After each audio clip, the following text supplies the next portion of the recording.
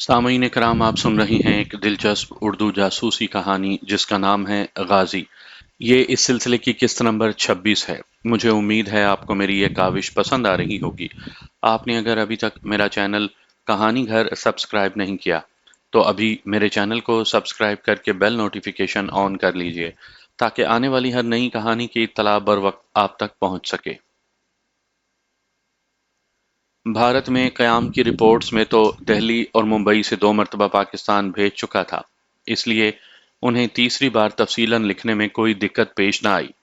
खटमंडू में क़याम के दौरान अपने मिशंस की रिपोर्ट्स तफसीलन लिखने में मुझे इसलिए दुश्वारी पेश आ रही थी कि यह मिशन मैंने महकमे की हिदायत के बगैर अपनी सवाबदीद पर किए थे और रिपोर्ट्स में उनकी जस्टिफिकेशन यानी माकूल जवाज़ भी लिखनी थी। चीनी मुहाफिजों को भी सिर्फ मेरी हिफाजत के लिए भेजा गया था, जिनसे मैं उन्हें तफवीज़ किए गए फ़राइज़ से ज़्यादा काम ले रहा था। उन मिशनों के माकूल जवाज़ लिखने के लिए मेरे पास कोई ठोस सबूत नहीं थे।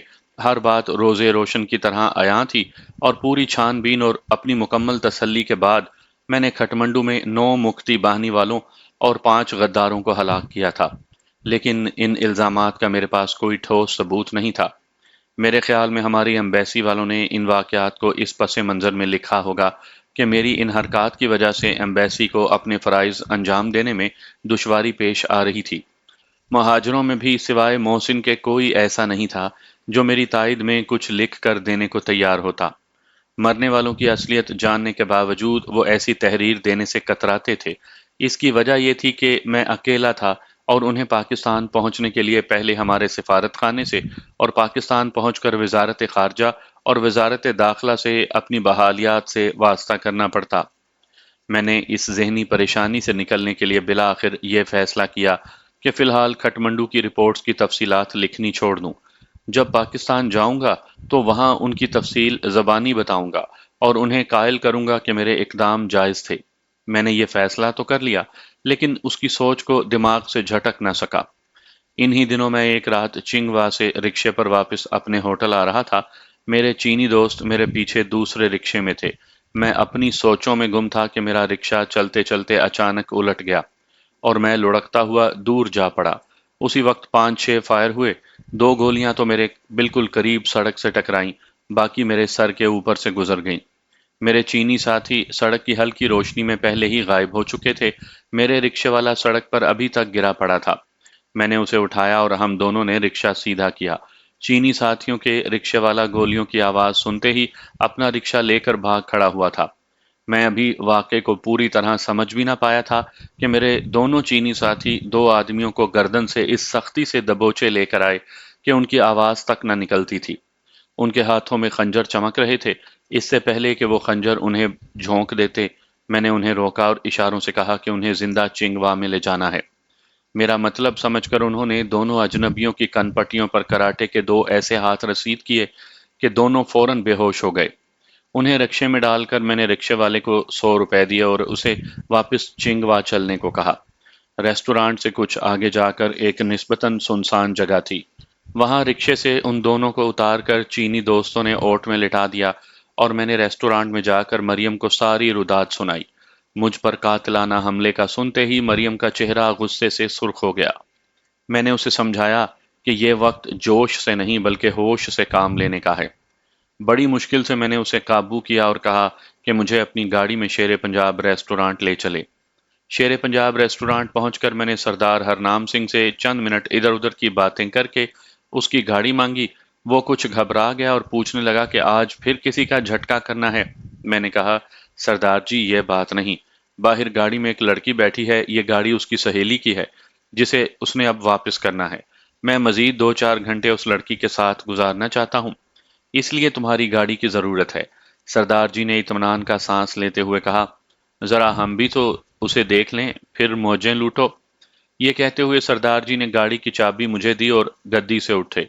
मैंने जल्दी से बाहर निकलते हुए मरियम को इशारा किया। उसने गाड़ी स्टार्ट की और जब सरदार जी बाहर पहुंचे तो वो मरियम की सिर्फ मामूली सी झलक ही देख सके।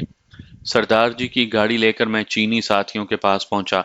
उन्होंने दोनों बेहोश आदमियों को गाड़ी में डाला। इतनी देर में मरियम भी अपनी गाड़ी पार्क करके आ गई और मेरे साथ बैठ गई। चीनी साथी भी पीछे बैठ गए اور میں نے گاڑی چین کی تعمیر کردہ سڑک کی طرف موڑ دی۔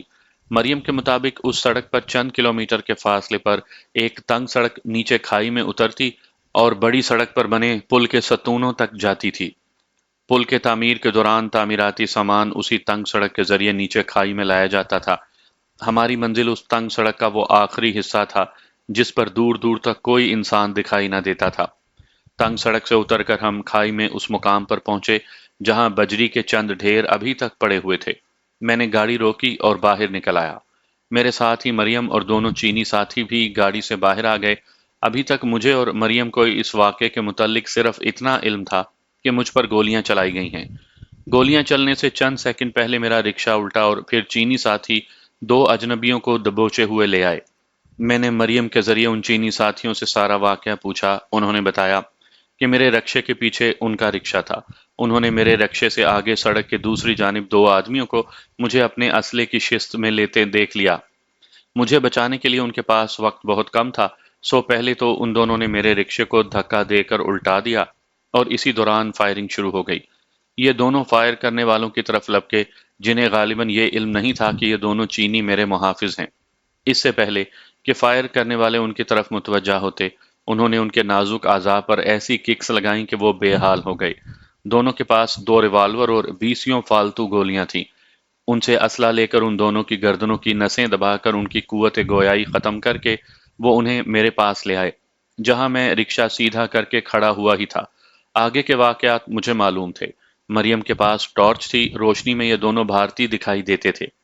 ٹارچ لے کر میں نے مریم سے کہا کہ وہ ذرا ہٹ کر کھڑی ہو جائے اور چینی دوستوں کی مدد سے میں نے چیک کیا تو وہ دونوں ہندو نکلے۔ میں نے چینی دوستوں سے کہا کہ انہیں ہوش میں لانا ہے۔ مارشل آرٹ انسانی جسم پر اس قدر حاوی اور قدرت رکھتا ہے کہ مختلف حصوں پر ضرب پہنچا کر ہلاک یا بے ہوش بھی کیا جا سکتا ہے، اور بعض حصوں پر یہی ضرب بے ہوش کو ہوش میں بھی لا سکتی ہے۔ چینیوں نے انہیں گاڑی سے باہر نکال کر بجری پر ڈال دیا اور ان کے ماتھوں پر اس ڈھب سے پاؤں سے ضرب لگائی کہ چند لمحوں میں ہی وہ ہوش میں آ گئے۔ میرے کہنے پر ایک کو ایک چینی ساتھی گردن سے پکڑ کر کھائی میں ہم سے دور لے گیا۔ میں چاہتا تھا کہ ان حملہ آوروں سے الگ الگ انکوائری کروں۔ بجری پر لیٹے حملہ آور پر میں نے اپنا سائلنسر والا پسٹل تان لیا اور کہا کہ اگر 2 منٹ کے اندر اس نے سب کچھ بالکل ٹھیک ٹھاک نہ بتایا تو پستول کی ساری گولیاں اس پر خالی کر دوں گا۔ میں نے اسے یہ وارننگ بھی دی کہ اگر اس کا بیان اس کے ساتھی سے مختلف ہوا تب بھی وہ دونوں بچ نہیں سکیں گے۔ یہ آدمی اس سنسان جگہ پر خود کو اس حالت میں دیکھ کر ڈر سے کانپنے لگ گیا اور ہاتھ جوڑ کر ممیانے لگا کہ اس کی جان بخش دوں۔ اس کے بیان کے مطابق وجے کمار نے لکھنؤ سے ان دونوں کو مجھے مارنے کے لیے ہائر کیا تھا۔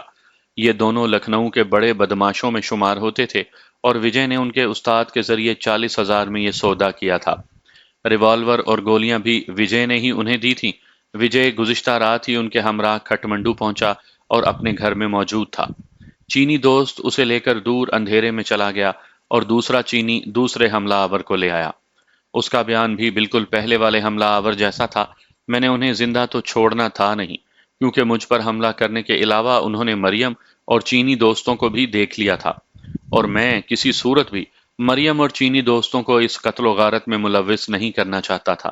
میں نے ان دونوں کے نام پوچھے اور بجری پر انہیں الٹا لیٹنے کو کہا۔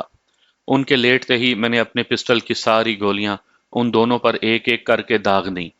سائلنسر کی وجہ سے گولیاں چلنے کی آواز نہ ہونے کے برابر تھی۔ جب چینی دوستوں نے ان کی نبض ٹٹول کر ان کے مرنے کی تصدیق کر دی تو میں نے پسٹل میں دوسری میگزین ڈالی اور گاڑی لے کر مین روڈ پر آ گیا۔ مریم نے زندگی میں پہلی بار اس طرح لوگوں کو ہلاک ہوتے دیکھا تھا۔ اس کی ساری دلیری اس وقت ایک خوفزدہ عورت میں تبدیل ہو چکی تھی۔ تحفظ کے احساس کے لیے اس کا ایک ہاتھ بے اختیاری میں میرے بائیں ہاتھ کو تھامے ہوئے تھا، جس سے میں گاڑی کے گیئر بدل رہا تھا۔ شہر پہنچ کر جب میں نے گاڑی ایک نئی سڑک پر موڑی تو مریم نے پوچھا کہ اب ہم کہاں جا رہے ہیں؟ میں نے کہا کام مکمل کرنے۔ مریم اتنی ڈری ہوئی تھی کہ بجائے لمبے لمبے لیکچر دینے کے اس نے صرف یہ کہا ایز یو لائک، جیسے تم چاہو۔ وجے کے گھر سے تھوڑا پہلے میں نے گاڑی روکی۔ مریم گاڑی میں ہی بیٹھی رہی اور میں دونوں چینی دوستوں کے ہمراہ وجے کے گھر جا پہنچا۔ 2 منزلہ بلڈنگ کی دوسری منزل پر اس کا کارنر فلیٹ تھا۔ دروازہ اندر سے بند تھا۔ میں نے بیل بجائی تو تھوڑی دیر کے بعد وجے کی دروازے کے قریب سے آواز آئی کون ہے؟ میں نے آواز بدل کر اور کھانستے ہوئے ایک حملہ آور کا نام لیا۔ کام ہو گیا؟ وجے نے اندر ہی سے پوچھا۔ ہاں، لیکن میرا بازو زخمی ہو گیا ہے۔ دروازہ کھولو ورنہ باہر فرش پر خون کے دھبے پڑ جائیں گے، میں نے حتی الامکان اپنی آواز چھپاتے ہوئے کہا۔ وجے نے دروازہ کھولا تو میں ذرا پیچھے ہو گیا، لیکن میرے چینی دوست یک بارگی دروازے کو زور سے دھکا دے کر اندر داخل ہوئے اور وجے کو مدد کے لیے چلانے کا موقع دیے بغیر فرش پر گرا کر اس کے منہ میں رومال ٹھونس دیا۔ میں نے اندر آ کر دروازہ بند کیا۔ انتہائی دہشت زدہ وجے پھٹی پھٹی آنکھوں سے مجھے دیکھ رہا تھا۔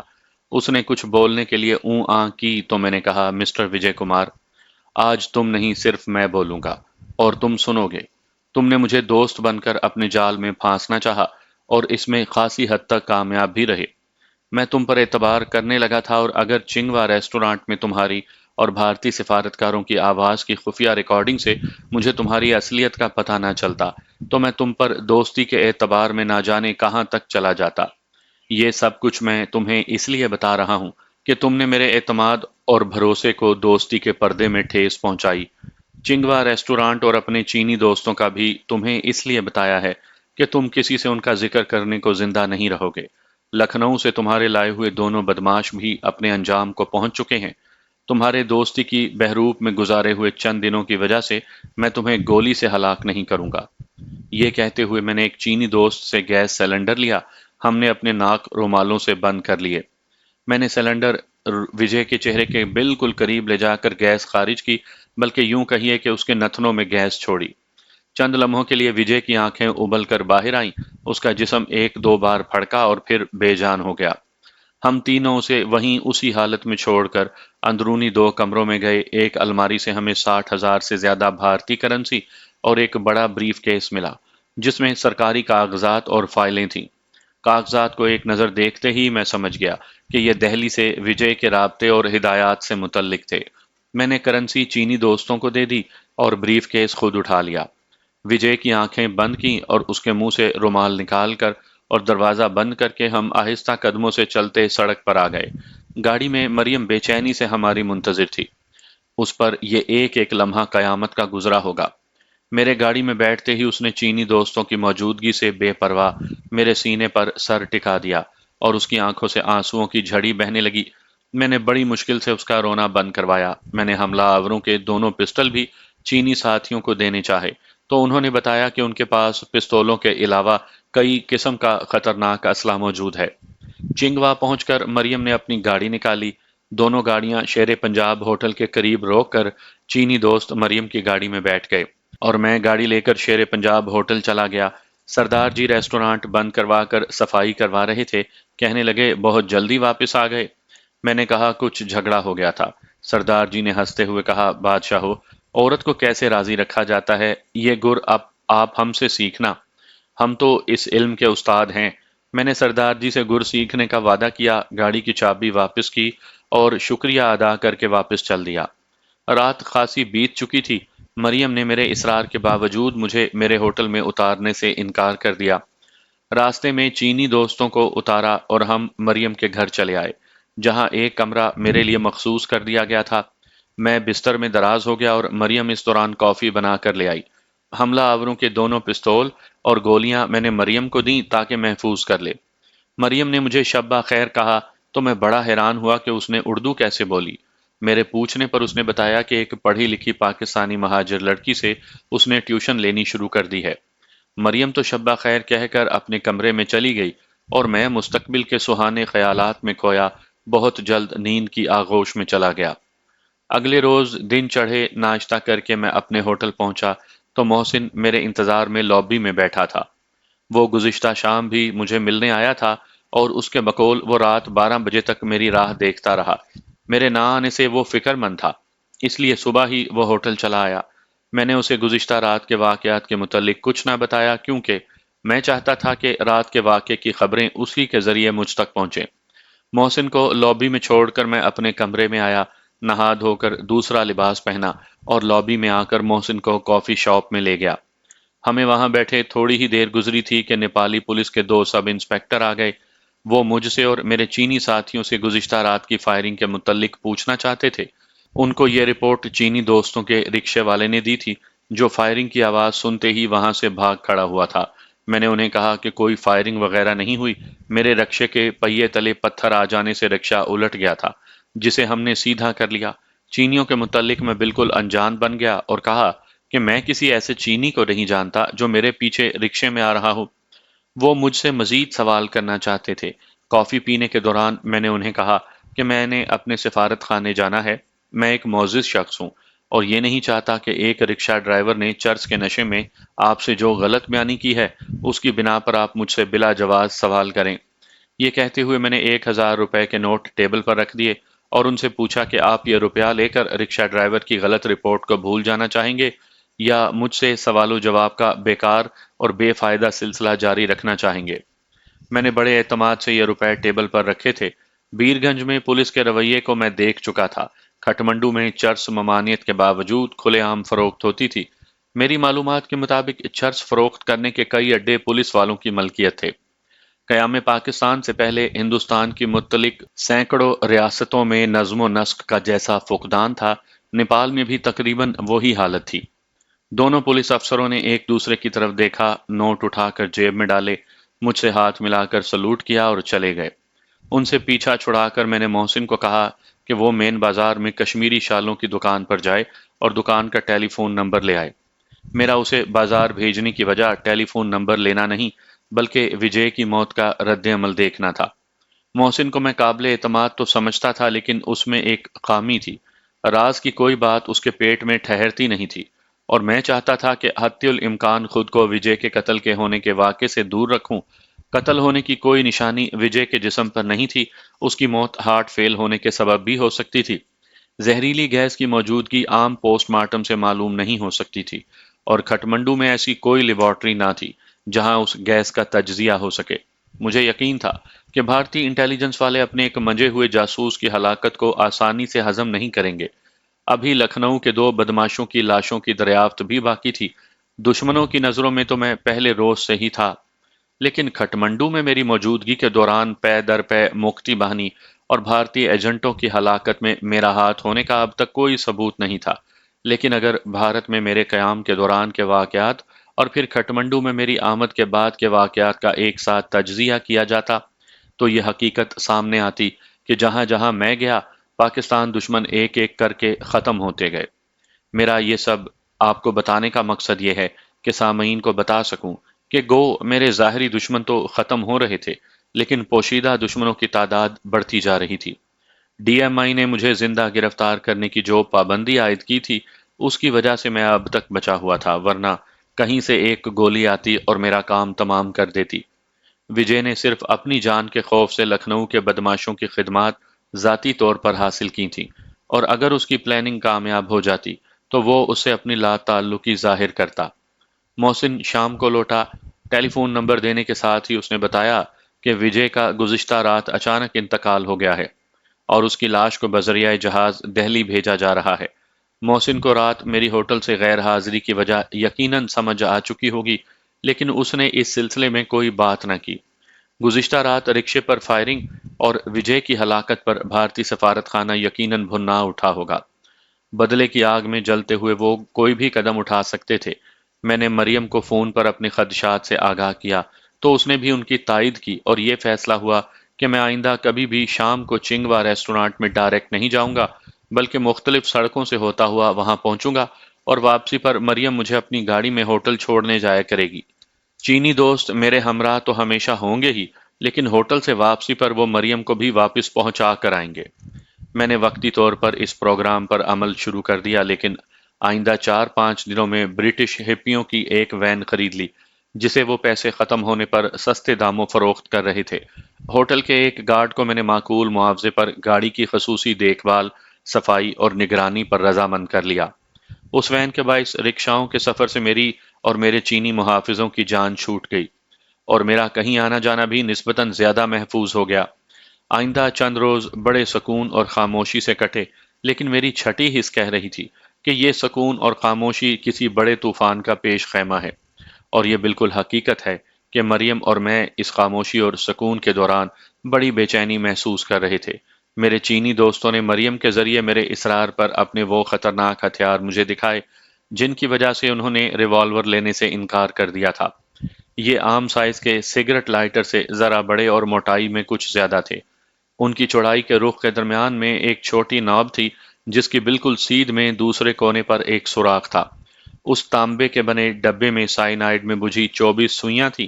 ناب کھینچنے سے 4 انچ تک پیچھے آ جاتی اور ایک زہریلی سوئی ناب کے سلاخ کے اندرونی سرے پر بنے پوائنٹ میں فٹ ہو جاتی۔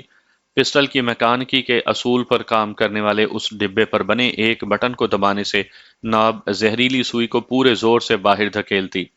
اس سوئی کی رینج 20 فٹ تک تھی۔ چہرے، گردن، ہاتھ، جسم کے کسی بھی کھلے حصے میں یہ سوئی داخل ہو کر آدھے منٹ سے بھی کم وقت میں اپنے شکار کو ہلاک کر دیتی۔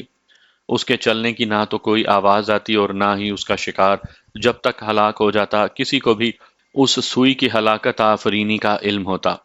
چینی دوستوں نے اس ہتھیار کا ایک ڈبہ مجھے تحفے میں دیا۔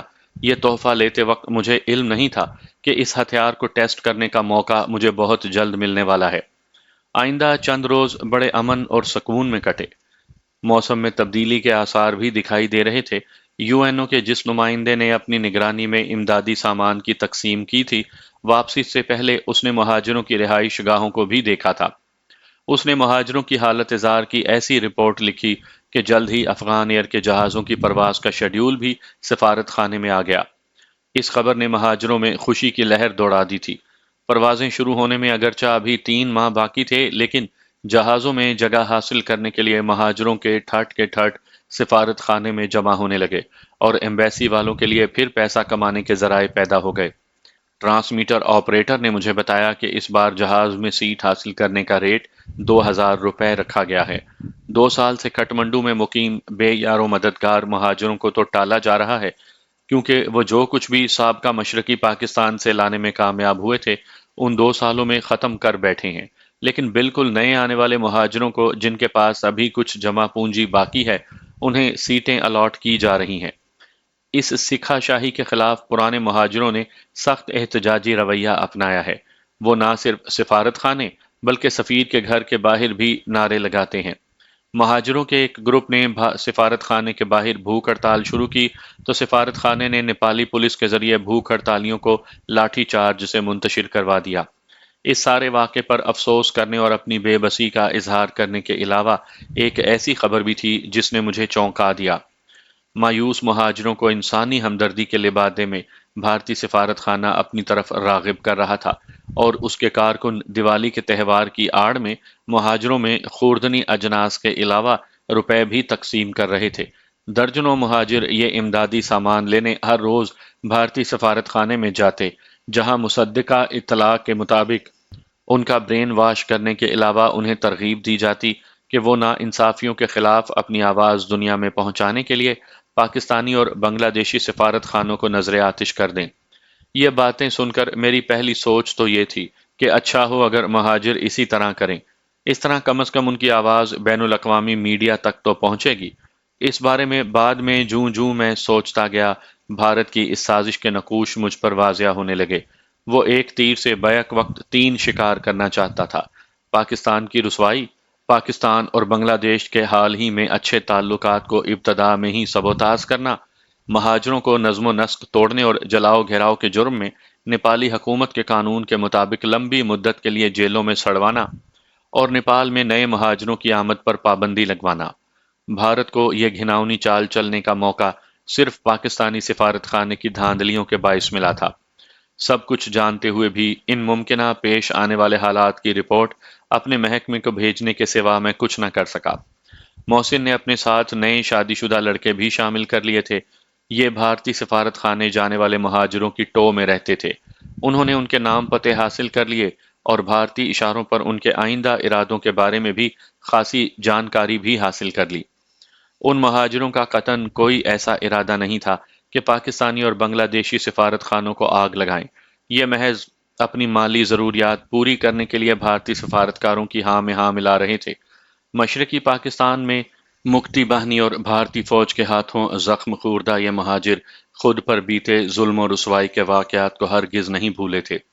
پھر بھی حالات کی نزاکت کے پیش نظر میں نے محسن اور لڑکوں کے ذریعے ان مہاجروں میں بھارت کے اصل مقصد اور نتیجتاً مہاجروں کی گرفتاری کی بات ان میں پھیلا دی۔ اپنی طرف سے یہ اعلان بھی کر دیا کہ بھارتی سفارت خانے جانے والے مہاجروں میں کچھ ایسے بھی ہیں جو ایک ایک بات کی رپورٹ پاکستانی سفارت خانوں کو پہنچا رہے ہیں۔ اس رپورٹ کی روشنی میں پاکستانی سفارت خانہ ان کی رجسٹریشن کینسل کر دے گا اور مہاجروں کو لامحالہ بھارت میں دھکیل دیا جائے گا۔ یہ سن کر مہاجروں کے تو ہوش اڑ گئے۔ ان کی مالی ضروریات کے متعلق انہیں کہا گیا کہ اپنی جائز ضروریات کی فہرست بنا کر انا پورنا ہوٹل میں مجھ سے ملیں، جہاں میں حتی المقدور ان کی مدد کروں گا۔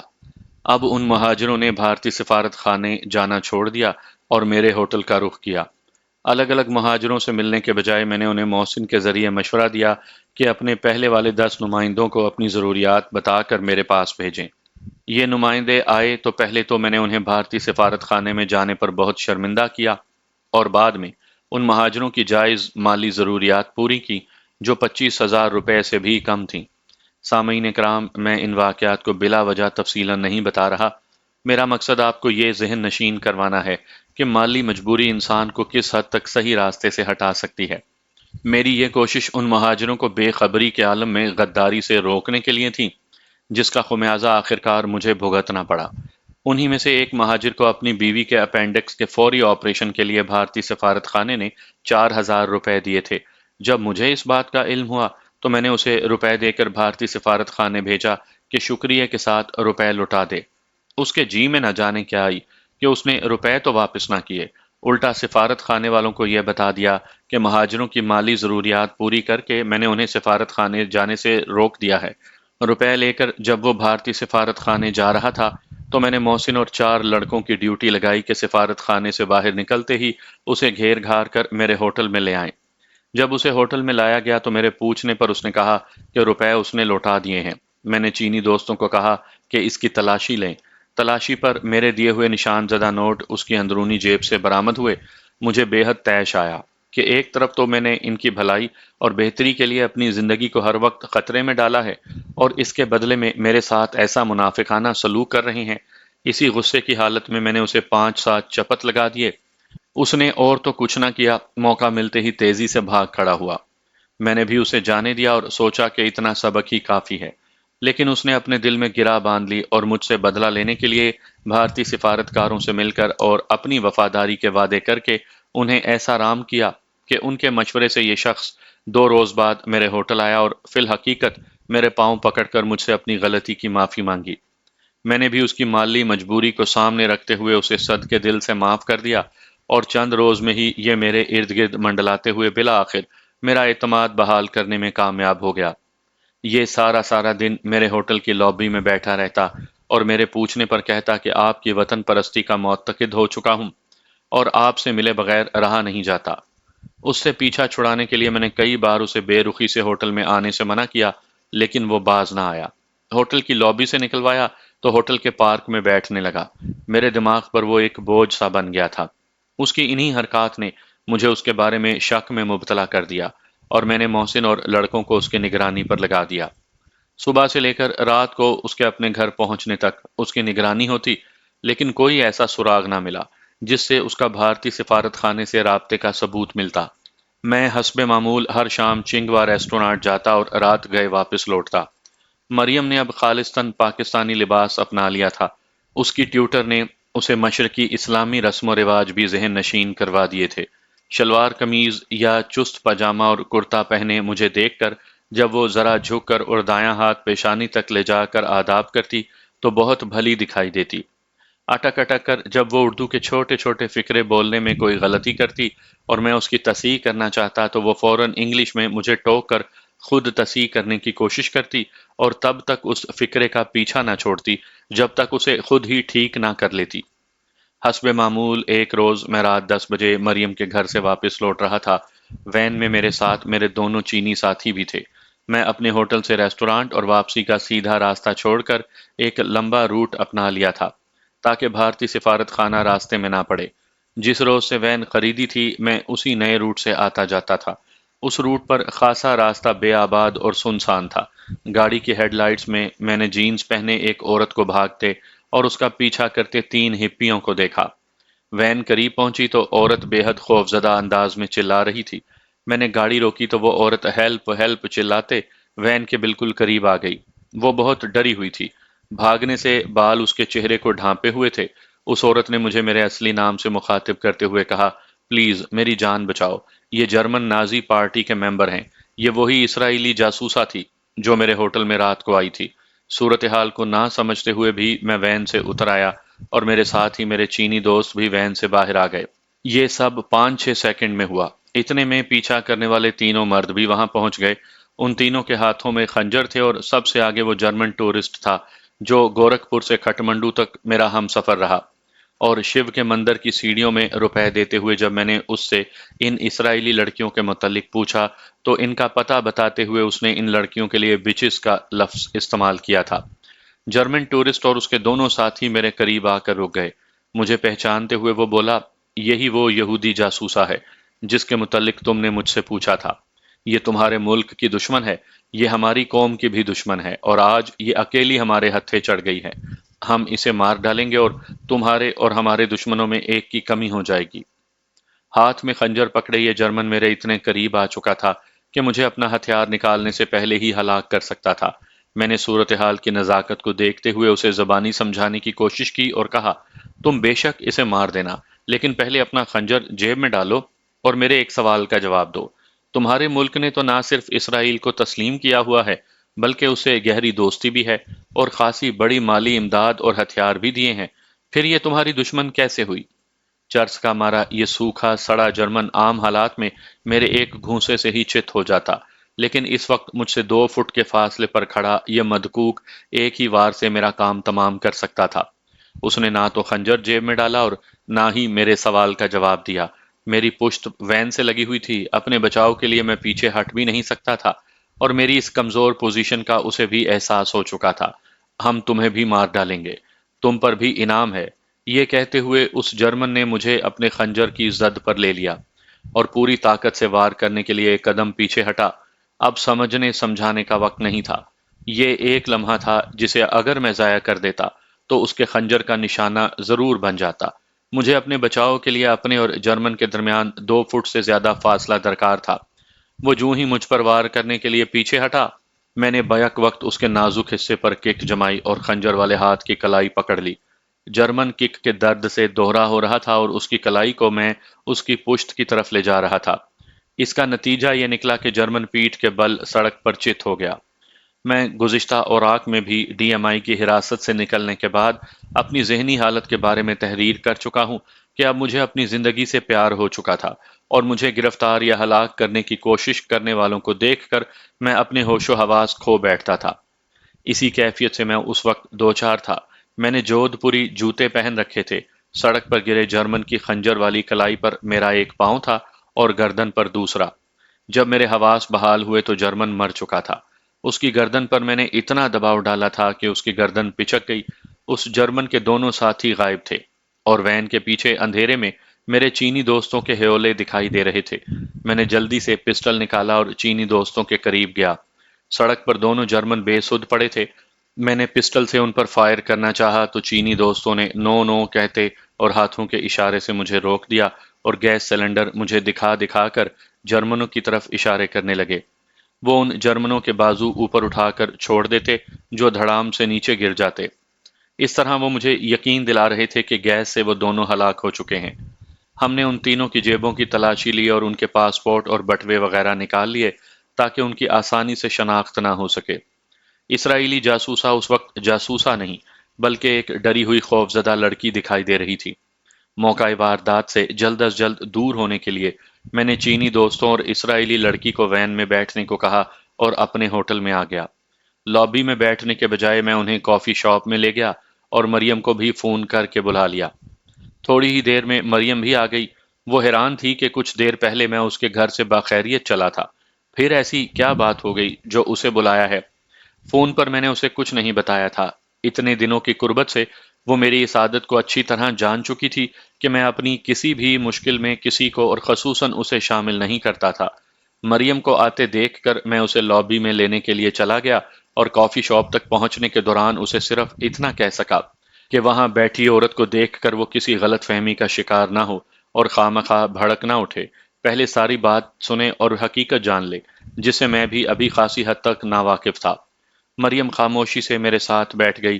میں نے اسرائیلی لڑکی کو مخاطب کرتے ہوئے کہا، میں تم سے تمہارا نام نہیں پوچھوں گا کیونکہ یہ ہمارے پیشہ ورانہ اصولوں کے خلاف ہے، لیکن آج کے واقعے کی تفصیل ضرور جاننا چاہوں گا، جس کے نتیجے میں ہمارے ہاتھوں 3 ایسے انسانوں کا خون ہوا ہے جس سے ہماری نہ تو ذاتی عداوت تھی اور نہ ہی ملکی دشمنی۔ میں نے محض انسانیت کے ناطے تمہاری مدد اس لیے کی کیونکہ تم جب مدد کے لیے چلا رہی تھیں اس وقت تم میرے لیے موساد کی جاسوسا نہیں بلکہ صرف ایک عورت تھی جسے ہلاک کرنے کے لیے 3 درندہ صفت مرد بہت قریب پہنچ چکے تھے۔ میرے مذہب میں تمہاری مدد کرنا میرا فرض بنتا ہے۔ میں تمہیں مجبور تو نہیں کر سکتا، لیکن حقیقت بتا کر تم مجھے اس احساس سے نجات دلا سکتی ہو کہ ہم نے 3 انسانوں کا خون ناحق کیا۔ ٹکٹکی باندھے مجھے دیکھتے ہوئے اسرائیلی لڑکی خاموشی سے میری باتیں سن رہی تھی۔ اس کے چہرے سے صاف ظاہر ہوتا تھا کہ اس کے دل و دماغ میں جذبات کے 2 سمندر آپس میں ٹکرا رہے ہیں۔ وہ کچھ دیر خاموش رہی اور پھر یوں گویا ہوئی، میرے ماں باپ جرمن یہودی تھے۔ بون میں میرے والد کے کیمروں کی کئی دکانیں تھیں۔ دوسری جنگ عظیم کے دوران جب جرمنی کی نازی پارٹی اور ہٹلر کے یہودیوں پر مظالم انتہا سے بڑھ گئے اور یہودیوں کے لیے یہ لازم ہو گیا کہ وہ اپنی شناخت کے لیے اپنے لباس پر پیلا پھول لگائیں، بغیر کسی جرم اور خطا کے یہودیوں کا قتل عام ہونے لگا اور انتہا یہ کہ لاکھوں یہودیوں کو گیس چیمبرز میں ڈال کر ہلاک کیا گیا اور ان کی چربی سے جنگی ہتھیاروں کے لیے گریس بننے لگی۔ تو دوسری جنگ عظیم کے دوران 1942 میں میرے والدین اپنے اکلوتے بیٹے کے ہمراہ چھپتے چھپاتے پہلے آسٹریا اور پھر فرانس میں کئی برس گزارنے کے بعد 1951 میں اسرائیل پہنچے۔ میں 1951 میں حیفا میں پیدا ہوئی۔ نقل مکانی کے دوران میں میرے والد کی ساری جمع پونجی جان بچانے کی رشوت اور سفری کاغذات کے حصول میں ختم ہو چکی تھی۔ میرے والد اور بھائی نے حیفا میں بندرگاہ پر مزدوری کر کے اور ماں نے مالٹوں کے باغوں میں کام کر کے نئی زندگی کا آغاز کیا تھا۔ ہم سمجھتے تھے کہ اسرائیل ہمارے لیے امن کا گہوارہ ثابت ہوگا، لیکن یہ خوش فہمی بھی سراب ثابت ہوئی۔ مسلم عرب ممالک جن کی سرحدیں اسرائیل سے ملتی تھیں ہمیں ختم کر دینے کے در پہ تھے۔ اسرائیل میں ہر مرد اور عورت کے لیے فوجی تربیت لازمی قرار دی گئی تھی۔ سن 1967 کی عرب اسرائیل کی جنگ کے وقت اسرائیل کی کل بالغ آبادی سے زیادہ ان مسلم ممالک کی افواج تھیں جن سے ہمیں بیک وقت لڑنا پڑا۔ ہم بے جگری سے لڑے اور کامیاب ہوئے کیونکہ یہ ہماری سروائیول کی جنگ تھی۔ ہمارے سامنے مسلم افواج اور پیچھے سمندر تھا۔ اس جنگ میں میرے والد اور بھائی نے اپنے نئے وطن کے تحفظ میں جانوں کا نذرانہ پیش کیا۔ کچھ ہی عرصے کے بعد میری والدہ کا بھی انتقال ہو گیا اور میں بالکل تنہا رہ گئی۔ اس وقت میں اسرائیلی فوج میں دوسری دفاعی لائن میں تھی۔ ہماری جاسوسی ایجنسی موساد ان دنوں روز بروز طاقت پکڑ رہی تھی اور اس کا دائرہ کار ہمسایہ مسلم ممالک سے بڑھ کر لیبیا، الجزائر، سوڈان اور مشرق میں پاکستان، انڈونیشیا اور ملائیشیا تک پھیل چکا تھا۔ سخت تربیت کے بعد مجھے موساد میں بطور فیلڈ ایجنٹ شامل کیا گیا۔ میں عربی نہایت روانی سے بول سکتی ہوں اور اسی زبان دانی اور جوانی کے سہارے میں نے اور میرے جیسی سینکڑوں فیلڈ ایجنٹوں نے مسلم عرب ممالک کے عیاش افسران سے ان کے انتہائی خفیہ ملکی راز اس حد تک حاصل کیے کہ یہ ملک اور ان کے دفاعی راز اب ہمارے لیے کھلی کتاب کی طرح ہیں۔ اپنے متعلق اس سے زیادہ بتانا میرے لیے اپنے وطن سے غداری کے مترادف ہوگا، جس کی میں کسی صورت میں مرتکب نہیں ہو سکتی۔ اب میں کھٹمنڈو کی طرف آتی ہوں۔ آپ کی یہاں آمد کے تیسرے روز ہی مجھے اور میرے ساتھیوں کو آپ کی اصلیت کے بارے میں مکمل اطلاع مل چکی تھی۔ ممبئی میں آپ کے میزبانوں کی کارندوں میں بھارتی یہودی جاسوس بھی شامل ہیں۔ ان کے متعلق اس سے زیادہ میں کچھ نہیں بتاؤں گی۔ ہم بہادروں کے قدردان ہیں، چاہے وہ ہمارا دشمن ہی کیوں نہ ہو۔ کھٹمنڈو میں آپ کی سرگرمیوں سے ہم نے واقف ہونے کے باوجود اس لیے تعرض نہیں کیا کیونکہ ہمارے ٹارگٹ یہاں مختلف تھے۔ ان میں کوئی ٹکراؤ نہیں تھا۔ یہ تینوں جرمن جو آج آپ کے ہاتھوں اپنے انجام کو پہنچے، جرمنی کی زیر زمین نازی پارٹی کے ممبر تھے۔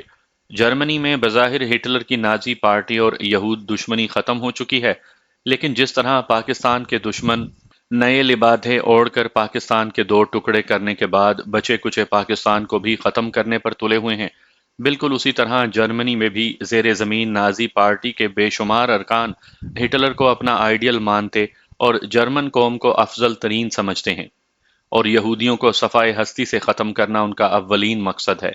آج شام میں اپنے مشن کے سلسلے میں اکیلی گئی تھی۔ یہ تینوں جرمن نامعلوم کب سے میری طاق میں میرا پیچھا کر رہے تھے اور آج میں ان کے ہتھے چڑھ گئی۔ कराटे की माहिर होने के बावजूद उन 3 मुसल्लह नाजियों का मुकाबला नहीं कर सकती थी। हथियार मैं इसलिए साथ नहीं रखती क्योंकि यहाँ हमारा किसी से डायरेक्ट टकराव नहीं, बल्कि सिर्फ अपने टारगेट के हसूल के लिए ऐसे लोगों को कल्टीवेट करना है जो बाआसानी शमाल में जा सकें। ऐसे लोगों से मेल जोल बढ़ाने के लिए मुझे और मेरे साथियों को तकरीबन हर रोज हशीश की महफिलों में जाना और हशीश पीनी पड़ती है, जिससे मेरा स्टेमिना बहुत कम रह गया है। भागते हुए मैं बेहाल हो चुकी थी और गिरने के करीब ही थी कि आप पहुंच गए। आपकी बरवक्त मदद से मेरी जान बच गई, वरना आज मेरी हलाकत यकीनी थी। वो दम लेने के लिए रुकी तो मैंने मरियम को बाद में वाकयात और जर्मनों के मुझ पर हमले और उनकी हलाकत के मुतल्लिक बताया। मैंने इसराइली लड़की से मरियम का तारुफ करवाते हुए कहा कि मेरे मिशंस में ये मेरे साथ बहुत ताउन करती है।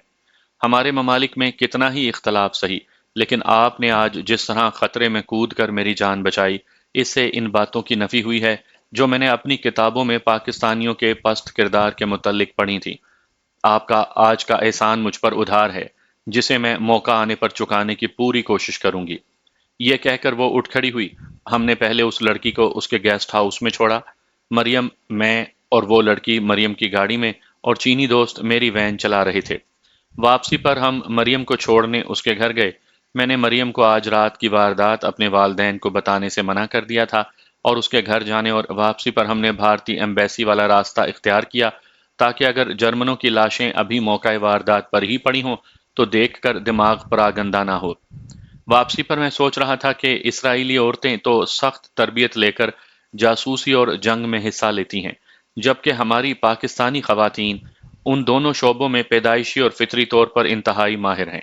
यकीन ना आए तो पाकिस्तान के किसी शहर, कस्बे या देहात में जाकर देख लें। घरों के दरवाजों, खिड़कियों, छतों और गलियों में खड़ी हमारी खवातीन हमसायों के साथ ऐसी खौफनाक जंग लड़ती हैं कि किसी भी मुल्क की बाकायदा फौज उनके तरीक़ाए जंग से घबराकर दुम दबाकर भाग जाए। और उस जंग के दौरान जासूसी के ऐसे ऐसे इंकशाफ होते हैं कि जासूसी की दुनिया भर के माहिर दांतों में उंगलियां दाब कर रह जाएं। ये हमारी बदकिस्मती है कि हमारा ये बेशकीमत टैलेंट बेफायदा ज़ाया हो रहा है। अगले रोज दिन चढ़े मोहसिन आया। उसकी ज़बानी पता चला कि 3 गैर मुल्की चरसी एक सड़क पर मुर्दा पाए गए हैं। चूंकि उनके लिबास से पासपोर्ट या कोई ऐसे कागजात नहीं मिले जिनसे उनकी शनाख्त हो सकती, इसलिए पुलिस ने उनकी लाशों को सर्द खाने में रखवा दिया है। उनकी मौत की बज़ाहिर कोई वजह भी मालूम नहीं हो सकी, हालांकि तीनों की लाशों के करीब 3 खुले चाकू भी पड़े थे। पुलिस अब उन चाकुओं से फिंगरप्रिंट लेकर कातलों को तलाश करेगी। आम ख्याल यही है कि उन चर्सियों ने माली तंगदस्ती से मजबूर होकर रात के अंधेरे में कुछ लोगों को लूटने की कोशिश की और ये चाकू भी उन्हीं के थे, लेकिन खुद ही इस कोशिश में हलाक हो गए। क्या सराइयों का सिलसिला इस सवाल पर आके टूट जाता था कि उन्हें कैसे हलाक किया गया, क्योंकि उनके जिस्मों पर किसी भी किस्म के हथियार इस्तेमाल करने के निशान नहीं थे। नेपाल में गोरखों का एक कबीला अभी तक मौजूद है जो 200 साल कबल के ठगों को अपने शिकार को हलाक करने का पुराना तरीका अब भी इस्तेमाल करता है। एक रुमाल में सिक्का बांधकर शिकार के गले के गिर्द रुमाल इस तरह कस देते हैं कि सिक्के का पूरा जोर गले के मनके पर पड़े। मन का इतना दबाव बर्दाश्त ना कर सकने के बायस टूट जाता और शिकार हलाक हो जाता है। मुझे उन नेपाली ठगों के मुतल्लिक मरियम ने बताया था। मैं मोहसिन की बातें खामोशी से सुनता रहा और कोई तबसरा ना किया, क्योंकि जब किसी वाक़े के मुतल्लिक एक से ज़्यादा आरा हो जाएं, तो मामला अमूमन अनसॉल्व्ड यानी गैर हल शुदा रह जाता है। सामईन के जहन में ये सवाल यकीनन उठता होगा कि भारत में 3 साला क़याम के दौरान सिवाय गोरखपुर के हवाई अड्डे के, जहां सैकड़ों अफराद जलकर भस्म हो गए थे, हमने हमेशा दुश्मनों को हलाक करने से इज्तनाब किया। और ये इंतहाई इकदाम सिर्फ उसी वक्त किया जब कोई दूसरी सूरत बाकी ना रही। लेकिन नेपाल में 3 माह से भी कम अरसे में मैंने और मेरे साथियों ने इतने लोगों को हलाक किया कि उनकी लाइन लग गई।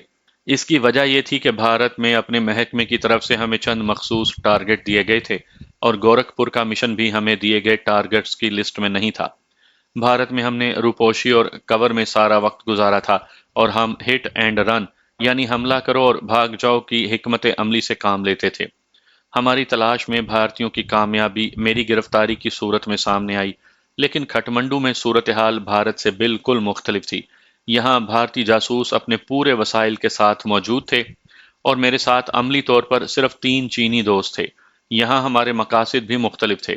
بھارتی مجھے زندہ گرفتار کرنے یا اس میں ناکامی کی صورت میں ہلاک کرنا چاہتے تھے، اور میں ان کی نفری اور ان کے پلانٹڈ آدمیوں کو زیادہ سے زیادہ ہلاک کر کے ان کے پلان کو ناکام اور انہیں خوفزدہ کر رہا تھا۔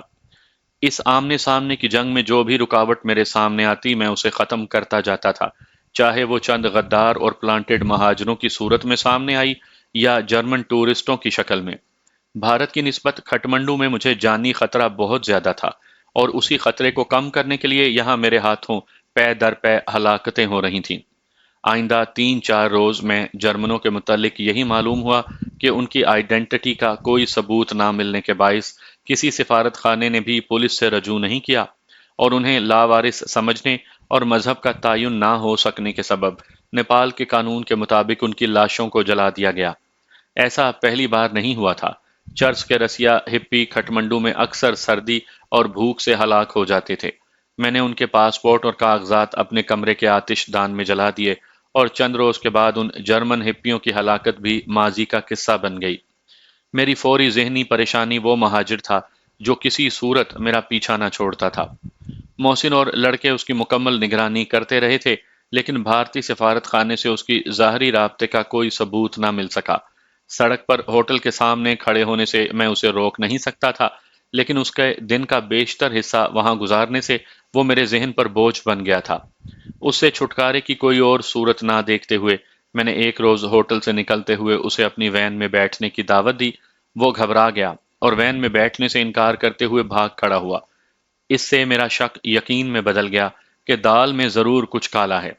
کچھ سمجھ میں نہیں آتا تھا کہ اس سے کیسے پیچھا چھڑاؤں، یا کم از کم صحیح صورتحال معلوم ہو جاتی تاکہ اس کا سدِ باب کر سکتا۔ ایک رات میں مریم کے گھر میں اسے اپنی عملی زندگی کے اولین دور کے واقعات سنا رہا تھا، جو میں نے چٹاگانگ میں اصفہانی ٹی کمپنی کی ملازمت میں گزارا تھا۔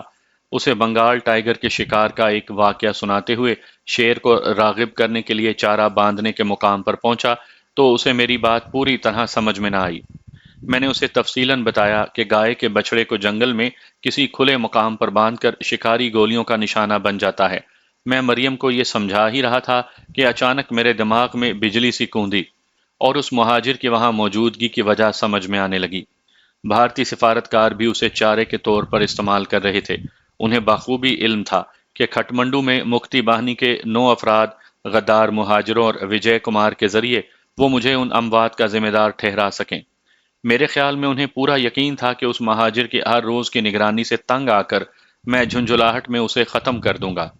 اگر ایسا ہوتا اور انہوں نے اس مہاجر سے پہلے ہی ایسی کوئی تحریر لے لی ہوتی کہ اسے مجھ سے جان کا خطرہ ہے یا اس کی موت کا ذمہ دار میں ہوں گا، تو وہ بڑی آسانی سے مجھے قتل کے الزام میں گرفتار کروا سکتے تھے۔ اگر ان کے پاس ایسی تحریر موجود تھی تو وہ خود بھی اسے ہلاک کر کے اس کا قتل میرے سر مونڈ سکتے تھے۔ ابھی تک یہ بات صرف مفروضہ تھی، لیکن ہر تحقیق اور تفتیش مفروضوں سے ہی شروع ہوتی ہے۔ ان حالات میں یہ مہاجر میرے کچھ نہ کرنے کے باوجود میرے لیے فوری خطرے کا باعث تھا۔ میں نے مریم کے مشورے سے ایک پلان بنایا جس پر اگلے روز صبح ہی سے عمل کرنا تھا۔ مریم کے گھر سے میں خلاف معمول جلد اٹھایا اور محسن کے گھر گیا۔ محسن کو میں نے کہا کہ مہاجروں کے 10 نمائندوں کو لے کر وہ کل 2 بجے میرے ہوٹل پہنچ جائے۔ اسے میں نے اس کے علاوہ اور کچھ نہیں کہا۔ اگلے دن صبح 10 بجے اپنے چینی ساتھیوں کے ہمراہ میں وین میں ہوٹل سے باہر آیا۔ وہ مہاجر حسب معمول ہوٹل کی بیرونی دیوار کے ساتھ ٹیک لگائے کھڑا تھا۔ میں نے چینی دوستوں کو اس سے چند قدم پہلے ہی اتار دیا اور وین مہاجر کے بالکل قریب کھڑی کر دی۔ وہ ابھی میرے اس کے قریب رکنے کی وجہ کے متعلق سوچ ہی رہا ہوگا کہ میرے چینی دوستوں نے دونوں طرف سے اسے نرغے میں لے کر انتہائی پھرتی سے وین میں کھینچا، منہ پر ٹیپ چسپاں کی اور آنکھوں پر پٹی باندھ کر وین کے فرش پر ڈال دیا۔ ادھر ادھر کے بلا وجہ چکر کاٹ کر ہم اسے شیر پنجاب ریسٹورانٹ لے آئے۔ ابھی ریسٹورانٹ کا کام پوری طرح شروع نہیں ہوا تھا۔ سردار جی سے چند منٹ گپ شپ کی اور اسے چنگوا ریسٹورانٹ لے آئے۔ وہاں بھی مناسب جگہ نہ ہونے کے باعث ہم پاکستان ایمبیسی پہنچے۔ میں نے وین خاصی آگے لے جا کر کھڑی کی اور ٹرانسمیٹر آپریٹر کے کمرے میں چلا گیا۔ ٹرانسمیٹر اور دوسرے آلات پچھلے کمرے میں تھے۔ آپریٹر کچھ دیر پہلے ہی گھر سے آیا تھا جہاں وہ اکیلا رہتا تھا۔ میں نے اسے کہا کہ مجھے اپنے فرائض کی ادائیگی کے سلسلے میں چند گھنٹوں کے لیے اس کے گھر کی ضرورت ہے۔ وہ خاموشی سے اٹھا اور میرے ساتھ ایمبیسی سے باہر آ گیا۔ وین میں بیٹھنے سے پہلے اس نے کہا، میرا گھر حاضر ہے، صرف یہ خیال رکھیں کہ میں سفارت خانے کا ملازم ہوں اور افسران مجھے پسند نہیں کرتے۔ ایسی کوئی بات نہ ہو جس سے انہیں میرے خلاف کوئی موقع مل جائے۔ میرے جواب کا انتظار کیے بغیر وہ وین میں میرے ساتھ بیٹھ گیا۔ اس کا گھر سفارت خانے سے 3 کلومیٹر سے زیادہ فاصلے پر تھا۔ اس نے دور سے مجھے اپنا مکان دکھایا، چابیاں دیں اور وین سے اتر گیا۔ میں نے وین اس کے چھوٹے سے گھر کے دروازے کے بالکل سامنے کھڑی کی، مکان کا دروازہ کھولا اور میرے چینی ساتھی اس مہاجر کو لے کر اندر داخل ہوئے۔ میں نے باہر آ کر وین مکان سے ذرا پرے ایک کھلی جگہ پر کھڑی کی اور مکان کے اندر چلا گیا۔ پہلے کمرے کو چھوڑ کر ہم پچھلے کمرے میں چلے گئے۔ میرے ساتھیوں نے اس کی آنکھوں سے پٹی اتار دی۔ مہاجر خوف سے تھر تھر کانپ رہا تھا۔ میں نے اپنا پسٹل اور کھکھڑی نکال کر میز پر رکھ دیے۔ میرے کہنے پر چینی ساتھیوں نے اسے فرش پر اکڑو بٹھایا۔ میں نے اسے مزید خوف زدہ کرنے کے لیے پسٹل کے چیمبر سے گولی باہر نکالی اور میگزین علیحدہ کی۔ اس کے سر کا نشانہ لیا، پھر پسٹل کی نال پر سائلنسر لگایا۔ میگزین میں گولی ڈال کر میگزین پسٹل میں فٹ کی۔ میں یہ سب کچھ اسے خوف زدہ کرنے کے لیے کر رہا تھا۔ میں نے پسٹل دوبارہ میز پر رکھا۔ چینی ساتھیوں نے میرے اشارے پر اسے کھڑا کر دیا۔ اس کے ہاتھ بندھے ہوئے تھے اور منہ پر ٹیپ لگی تھی۔ چینی دوستوں نے اشارے سے مجھے دکھایا۔ خوف کے مارے اس کی حالت اتنی خراب ہو چکی تھی کہ اس نے فرش بھی گندا کر دیا۔ یہی وہ وقت تھا جب اس سے کچھ اگلوا لیا جاتا۔ چینی دوستوں نے اسے دونوں طرف سے پکڑا ہوا تھا۔ ایک نے میرے اشارے پر اس کے سر کے بال کھینچ کر اس کا چہرہ اوپر اٹھایا اور میں نے اوپر تلے 8-10 زوردار تھپڑ اسے رسید کیے۔ اسے فرش پر گرنے سے چینی دوستوں نے روک رکھا تھا۔ منہ پر ٹیپ لگی ہونے کے باعث وہ نہ تو بول سکتا اور نہ ہی شور مچا سکتا تھا۔ صرف غوں غوں کی آواز اس کے منہ سے نکل رہی تھی۔ میں نے پسٹل اٹھا کر اس کی طرف کرتے ہوئے کہا، خاموش ہو جاؤ ورنہ گولی تمہارے سینے کے آر پار کر دوں گا۔ وہ یکدم خاموش ہو گیا۔ مجھے سب معلوم ہو چکا ہے کہ تم کس لیے میری نگرانی کر رہے ہو۔ جن لوگوں نے تمہیں اس کام پر مامور کیا ہے ان میں میرا ایک آدمی بھی شامل ہے اور مجھے ان سے تمہارے رابطے کی مفصل رپورٹ مل چکی ہے۔ میں تمہیں کبھی کا اوپر بھیج چکا ہوتا اور آج بھی اسی ارادے سے تمہیں یہاں اٹھا کر لائے ہیں۔ میں تمہیں صرف ایک موقع دیتا ہوں کہ سب کچھ اپنی زبان سے بتاؤ۔ اگر تمہارے بیان اور مجھے ملی ہوئی رپورٹ میں ذرا سا بھی فرق ہوا تو تمہاری لاش ان کھائیوں میں پھینک دی جائے گی جہاں جنگلی جانور تمہاری ہڈیاں تک چبا جائیں گے۔ اپنا سر ہلا کر مجھے ہاں اور نہ میں جواب دو کہ تمہیں میری بات منظور ہے یا نہیں۔ میں نے محض ہوا میں تیر چلاتے ہوئے اس سے یہ بات کہی تھی۔ خوف سے تھر تھر کانپتے ہوئے اس نے اسبات میں سر ہلایا۔ میں نے اسے کہا کہ اسی طرح سر ہلا کر میرے سوالوں کا جواب دو۔ میں چاہتا تھا کہ اس کے منہ سے ٹیپ ہٹانے سے پہلے ان بنیادی باتوں کا ہاں اور نہ میں جواب لے لوں جن سے وہ بعد میں مکر نہ سکے۔ بھارتی سفارتکاروں نے تمہیں میری نگرانی کو کہا ہے۔ اس نے ہاں میں سر ہلایا۔ تم سے انہوں نے تحریر بھی لکھوائی اور تمہاری آواز بھی ریکارڈ کی ہے۔ اس نے ایک بار ہاں میں اور ایک بار نہ میں جواب دیا۔ تمہیں اس کام کا معاوضہ بھی مل رہا ہے؟ اس کا جواب ہاں میں تھا۔ مجھے بنیادی باتوں کا جواب مل چکا تھا اور انہی جوابوں کی روشنی میں مجھے اس سے مزید تفصیلات حاصل کرنا تھی۔ اس کی حالت اتنی ناگفتہ بہ ہو چکی تھی کہ اسے ہوش میں رکھنے اور سوالوں کا جواب دینے کے لیے میں دوسرے کمرے سے اس کے لیے پانی لے کر آیا اور اسے کہا کہ منہ سے ٹیپ اترنے کے بعد بالکل مدھم آواز میں میرے سوالوں کا جواب دے۔ اگر اس نے چیخنے یا بھاگنے کی کوشش کی تو میں بے دریغ اسے گولی مار دوں گا۔ ہاتھ پشت پر بندھے ہونے کے باعث وہ بھاگ تو سکتا نہیں تھا لیکن شور مچا کر ہمسایوں کو متوجہ کر سکتا تھا، اسی لیے پیش بندی کے طور پر میں نے اسے وارننگ دی تھی۔ چینی دوستوں نے اسے پھر اکڑو بٹھایا۔ میں نے اس کے منہ سے ٹیپ اتاری، پانی پلایا اور کہا کہ شروع سے ہر بات سچ سچ اور تفصیلاً بتائے۔ جو کچھ اس نے بتایا اس کا لب لباب یہ تھا کہ جب وہ بھارتی سفارت خانے 4,000 روپے واپس کرنے گیا تو سیکنڈ ملٹری اٹیچی میجر باسو نے اسے کہا کہ وہ یہ روپے خود رکھ لے۔ اس کے علاوہ اسے مزید 2,000 روپے دینے کا وعدہ کیا اور کہا کہ وہ صرف اتنا کرے کہ مجھ سے قریب ہو کر میری نقل و حرکت کی مفصل رپورٹ ہر روز انہیں دیا کرے۔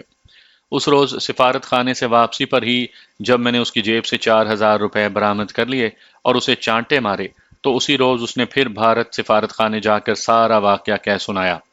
اب اسے نئی ہدایات ملی کہ میرے پاؤں پڑ کر خوشامد اور چاپلوسی سے مجھ سے معافی مانگے اور مجھ سے زیادہ قریب ہونے کی کوشش کرے اور ساتھ ہی میری نقل و حرکت کی نگرانی کرے۔ معافی تو اسے مل گئی تھی، لیکن میرے قریب ہونے کی اس کی ہر کوشش رائے گاں گئی۔ اس نے جب یہ صورت میجر باسو کو بتائی تو اسے اگلے روز آنے کو کہا گیا۔ اگلے روز اسے 5,000 روپے دے دیے گئے اور اس سے یہ تحریر لکھوا لی گئی کہ اسے مجھ سے جان کا خطرہ ہے۔ میں نے کھٹمنڈو میں بہت سے آدمیوں کو ہلاک کیا ہے، جن میں سے 2 کی میرے ہاتھوں ہلاکت کا وہ چشم دید گواہ ہے۔ اس نے اتفاقاً مجھے ان دونوں کو قتل کرتے وقت دیکھا تھا۔ غلطی سے ایک دن میں نے ان دونوں کی ہلاکت کے بارے میں آصف سے ذکر کر دیا۔ آصف چونکہ قتل کرتے وقت کوئی ثبوت پیچھے نہیں چھوڑتا، اس لیے اسی دن سے وہ میرے پیچھے پڑا ہوا ہے اور مجھے ہلاک کرنا چاہتا ہے۔ آصف مہاجر نہیں بلکہ انٹیلیجنس کا آدمی ہے اور 3 چینی جاسوس ان وارداتوں میں اس کے ساتھ شامل ہیں۔ پاکستانی سفارت خانہ بھی اس کی پشت پناہی کرتا ہے۔ جان کے خوف سے میں نے بھارتی سفارت خانے سے مدد مانگی اور یہ تحریر اس لیے دے رہا ہوں کہ اگر مجھے ہلاک کیا گیا یا کوئی گزن پہنچائی گئی تو کلی طور پر اس کا ذمہ دار آصف ہوگا۔